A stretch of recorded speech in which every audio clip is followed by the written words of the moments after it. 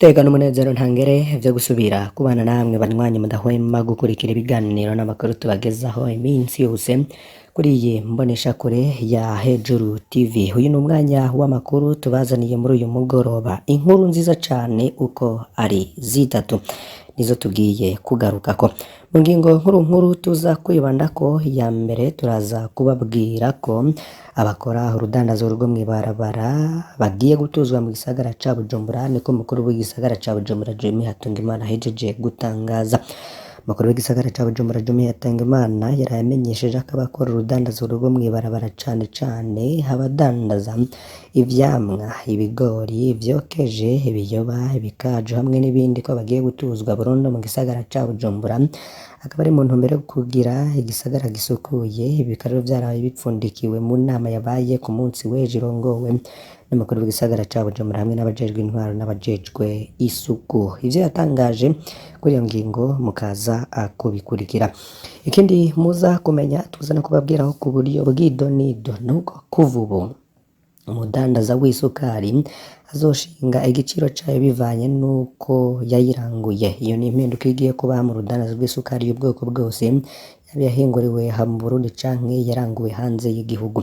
Ivyo kandi bikaba biherekejwe nk'uko vyanasiguwe n'umushikiranganji Marie Chantal Nijimbere ajejwe ubucuruzi, akaba yatangaje ko uwushoboye kurangura isukari wese, tubisubiramwo, ushoboye kuyirangura wese azoyidandaza ata nkomanzi. Iyo ngingo rero nayo yoba yafashwe tukaza kubibagezaho ku buryo burambuye.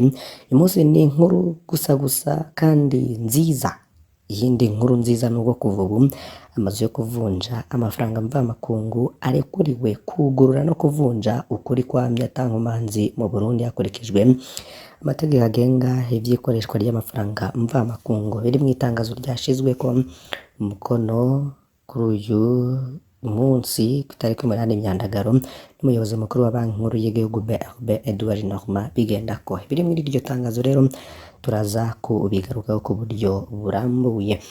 Fyonda kuri subscribe canke sabone niba utari wafyondako, wibuke no kubisangiza bagenzi bawe kugira badacikora amakuru tubagezaho. Murumviriza rero ko ari inkuru nziza gusa tugiye gutangurira kuri iyi vyatangajwe na Jimmy Hatungimana ko bakora urudandazo rwo mw'ibarabara bagiye gutuzwa mu gisagara ca Bujumbura. Ku munsi w'ejo igenekezo ry'indwi Myandagaro 2024, umukuru w'igisagara ca Bujumbura Jimmy Hatungimana yakoresheje inama ari kumwe n'abajejwe intwaro hamwe n'abajejwe ibibazo vy'isuku mu gisagara kugira barabire hamwe uko igisagara ca Bujumbura cobandanya gusukurwa. Muri iyo nama rero bakaba barapfunditse ibi bikurikira. Icambere nuko abantu bose bakora urudandazo rwo mw'ibarabara cane cane abadandaza ivyamwa, ibigori vyokeje, ibiyoba n'ibindi bagiye kuranduranwa n'imizi mu gisagara ca Bujumbura bafatikanije n'igipolisi hamwe n'abajejwe intwaro. Ikindi harimwo gutegura amanama y'abajejwe gukora imicafu mu ntumbero yo gushiraho uko imicafu bakuye mu makanivo yitwarwa mu bibanza yabigenewe. Hari gushiraho ibikorwa muri wa kane bihariwe ibidukikije. Makuru y'igisagara ca Bujumbura Jimmy Hatungimana akaba yaramenyesheje ko icatumye afata ingingo ibuza urudandazo rw'amakaye iruhande rwaho z'isoko nkuru ya Bujumbura ko ari mu ntumbero yo kurwanya imicafu mu gisagara ca Bujumbura, kuko rurya rudandazwa rutera isuku rike mu gisagara kandi hasanzwe ari n'umugambi wo kurwanya umucafu mu gisagara ca Bujumbura biswe zero déchet. Iyindi nuko nkuko tubisanga mu ngingo itewe ko mukuru no gushikirana mu byo bujejwe harimwo ikigega ca leta bufukanije no gucira karanganje mu byo bujejwe harimwo ubudandaji.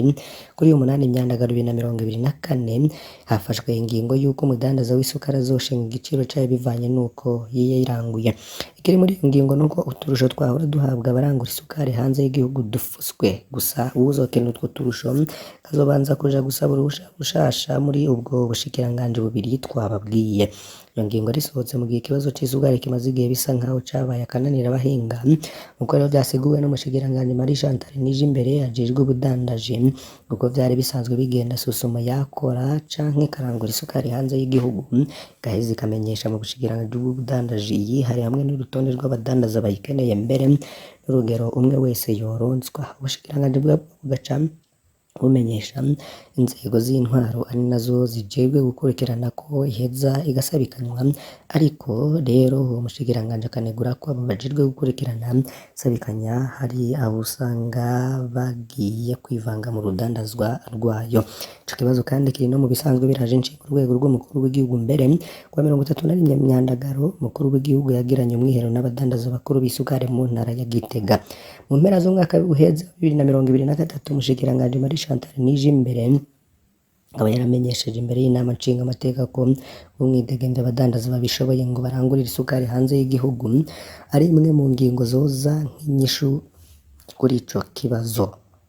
Ese iyo ngingo mwoba muyakiriye gute? Ni nako kandi ku rundi ruhande nk'uko twababwiye mu buryo bw'imfunyapfunya kuvuba amazu yo kuvunja amafaranga mvamakungu arekuriwe kugurura no kuvunja ukuri kwamye ata nkomanzi mu Burundi hakurikijwe amategeko agenga ivy'ikoreshwa ry'amafaranga mvamakungu. Ivyo biri mw'itangazo ryashizwe ku mukono kuri 8 Myandagaro 2024 n'umuyobozi mukuru wa banki nkuru y'igihugu BRB Edouard Normand Bigendako. Muri iryo tangazo Edouard Normand akaba yasaba umuntu wese yifuza gushiraho umutahe canke gukorera mu gisata c'ivunjwa ry'amafaranga mvamakungu kwegera banki ya Repubulika y'u Burundi kugira imuhe n'impamunuro zikwiye. Mumenya ko iruhande y'amazu avunja amafaranga mvamakungu ari muri banki z'ubudandaji amazu 10 arakora ngo akaba akorera no mu bibanza 15 biri i Bujumbura no hagati mu gihugu. Tubibuze ko mu kwezi kwa gatatu Tanzania yidoze kubera ubukene bw'amafaranga mvamakungu burangwa muri bimwe mu bihugu bibanyi vyayo bigize umuryango wa EAC ngo biranayisaba ko yoya bigurana ariko ikavyehoza. Samia Suluhu Hassan rero akaba yarabishikirije kuwa 8 Ntwarante igihe yariko arasigura ko ubutunzi bw'igihugu ayoboye bwifashe. Umukuru w'igihugu yavuze ko bimwe mu bihugu bibanyi vyo mu karere ka Afurika y'ubuseruko bifise ikibazo gikomeye c'ubukene bw'amafaranga mvamahanga na cane cane yakoreshwa mu kurangura ibidandazwa hanze y'igihugu nk'igitoro. Samia Suluhu Hassan yanamenyesheje ko hariho bimwe muri ivyo bihugu bimaze kwitura Tanzania kugira ibifashe. Mukorera yabisiguye ivyo bihugu yabisavye ko yovyizera ikabigurana mwene ayo mahera kugira ngo bishobore kubandanya kuronka ivyo bigurira mu mahanga nk'ibitoro. Ariko rero Tanzania ngo ntawe yigera yemerera ko ari ico yirengeje. Uwo mukuru w'igihugu rero ngo yama yishura abamwituye muri ubwo buryo muri Tanzania ibintu vyayangaye naho aba aziko atariko biri ngo kuba ari ukugira ngo bamureke. Samia Suluhu Hassan akaba yaragize ati dufise amafaranga mvamahanga ashobora kutumaza amezi 4 ababanyi bacu nta nayo bamaza indwi bafise kenshi baradusaba kubizera kugira baronke ivyo bagurira hanze ariko ndababwira ko natwe turi mu bihe nk'ivyo barimwo naho nzi neza ko ubutunzi bwacu bukomeye kurusha ubwabo. Samia Suluhu Hassan rero yaciye aboneraho n'akaryo ko kwibutsa abariko baramwumviriza ko muri iyi minsi ubutunzi bwa Tanzania aribwo bwa mbere buhagaze neza mu karere ka EAC. Tubandanirize kuri iyi nkuru ivuga ko mu banonotsi b'abarundi bamaze guhiganwa mu nkino za Olympique ziriko bizibera mu Bufaransa gushika ubu nta numwe arashobora kuronka umudari n'umwe. Ni mu gihe muri indwi bari baserukiye Burundi babiri batitavye ku mvo z'amagara bakaba ari Rodrigue Kwizera na Celestin Ndikumana biruka ku ntera ndende. Ange Sierra Niragira ni umwigeme akina inkino zo kunagana canke judo ku batarenze ibiro 78 niwe yatanguye gukina ku wa mbere Myandagara ariko akaba yarakuwemwo nyene mu majonjora ku minota 57 yatsinzwe n'umunyapologne Beata Pakuti-Cloxo aca aba arasezeye amahiganwa akiri mu ntango. Nayo Beri Cresus iganira y'imyaka 24 mu nkino zo koga mu ntera y'imetero 50 yagize umwanya w'iminota 23 n'amasegonda 80 umwanya utarashoboye guha amahirwe yo kubandanya umusore asanzwe yimenyereza mu gihugu c'Ubufaransa. Igihe naho Francine Niyomukunzi yiruka imetero 5000 ahiganwa ku munsi wiwe wa mbere hari kuwa kabiri Myandagaro yagize umwanya mwiza w'iminota 15 mu segonda umwe n'142 ariko mu nkino za nyuma zo kuwa mbere itariki ya 5 Myandagaro yashitse ari wa 16 agize iminota 15 amasegonda 42 n'140 undi munonotsi yasezerewe ni umwana akiri muto w'imyaka 14 agira kabiri mu bakiri bato bitavye izo nkino za Olympique. Onirwa Eliora irishura mu nkino zo koga yarasezerewe naho ariya bari ba mbere mu mugwi yarimwo. Baravye rero muri rusangi mu banonotsi bose abiganwa Eloi ntiyabaye muri 16 bazokina inkino za nyuma. Eloi Eliora yakoresha amasegonda 29 arenga gato mu kuvuga imetero 50 ariko yagize umwanya kurusha uwo yari ageze ko mu Burundi. Munonotsi Egide Ntakarutimana nawe kuri uyu wa gatatu yasezerewe. Umunonotsi asanzwe hasiganwa mu kwiruka ku metero 5000 yarangije mu kibanza c'10 mu muce yararimwo aho yirutse umwanya ungana n'iminota 14 n'amasegonda 11 n'ivy'ijana 29. Vyatumye ataba muri 16 bakenewe imice yose igiye hamwe kugira ngo bashike mu rukino rwa nyuma. Shako rero Burundi bukaba busigaranye umunonotsi umwe rudende ni Francine Niyomukunzi nyuma yo gusezererwa ku metero 5000 ubu naho zogerageza ku metero 10,000 ku wa gatanu tariki 9 Myandagaro. Burundi rero ni kimwe mu bihugu vy'akarere ka Afrika y'ubuseruko vyaserukiwe n'abanonotsi bake muri izi nkino za Olympique ziriko zibera i Paris, ariko nabo bake baridoga ko batitawugiranije nabo mu bindi bihugu. Bavuga ko atana kimwe bafashijwe mu kwitegura, naco gituma haje bake kandi n'abitavye ata mwimbu bariko baratanga.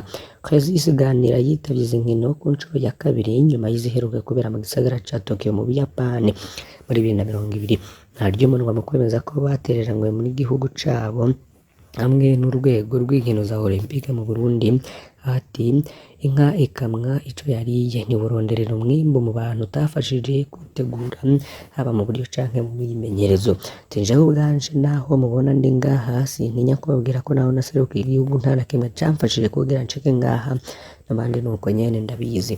Hariho abo nzi bandusha ubuhinga mu nkino zitandukanye ariko kubera kutitabwaho ntibaje ngaha baradutuka ku mbuga ngurukana bumenyi ngo nta medali tuzana bakibagira ko igihugu nishiramwe n'inkino za Olympique taco badufasha. Aha ndabibabwiye nuzuye agahinda n'umubabaro kandi sinjewe gusa n'abanonotsi nka bose b'abarundi babajwe nuko atanumwe atwitayeho.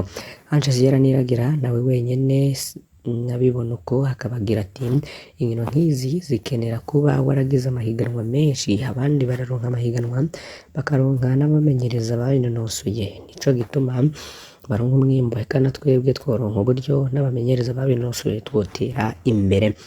Salvatore Bigirimana n'umunyamabanga mukuru w'urwego rw'inkino za Olympique mu Burundi avuga ko bafise uburyo buke bwo gufashisha abanonotsi ndetse Salvatore Bigirimana n'umunyamabanga mukuru w'urwego rw'inkino za Olympique mu Burundi akavuga ko bafise ubwo buryo buke bivanye nuko atamahera ahari. Yagize ati ntako ishiramwe Olympique ry'u Burundi ridakora kugira rishigikira abanonotsi, si muri izo nkino za Olympique gusa hari n'izindi nkino ishiramwe rya Olympique rishigikira. Rero kugira abanonotsi bashigikirwe bikwiye abegwa bose n'inkino barakwiye guterera muri ico gisata, yaba leta, twebwe amashiramwe y'inkino, abikorera utwabo kugira abanonotsi bacu baronka uburyo bukwiye bwo kwitegura. Ku ruhande rw'iyo Samuel Niyubahwe n'umuyobozi mukuru w'inkino n'imico kama mu bushikiranganji byo bujejwe harimo inkino Burundi akaba asanzwe ari no mu rugendo rw'akazi mu Faransa, igihe yavugana n'abamenyesha makuru ba BBC yamirira kuri iyo myidogo y'abanonotsi. Samuel Niyubahwe rero yamirira kuri imyidogo y'abanonotsi ndetse kagira ati leta y'Uburundi ntakidakora kugira ngo ishigikire abanonotsi, ngo nico gituma jewe ndi ngaha n'umushikiranganji w'inkino yaraje ngaha gushigikira abanonotsi ariho n'impamba batekerewe igihe twabasezera baza muri izo nkino. Rero ngo uravye leta y'u Burundi bicishije ku bushikiranganji bw'inkino ngo ntaco idakora kugira ngo ifashe abanonotsi kandi izobandanye bashigikira. So Burundi rero bwatangiye kwitabira inkino za Olympique ng'igihugu mu 1996 inkino zabera muri Atlanta muri leta zunze ubumwe za Amerika. Izo nkino nyene Burundi bwaratahukanye umudari wa mbere w'inzahabu watsindiwe na Veniste Niyongabo yasiganwa ku metero 5000.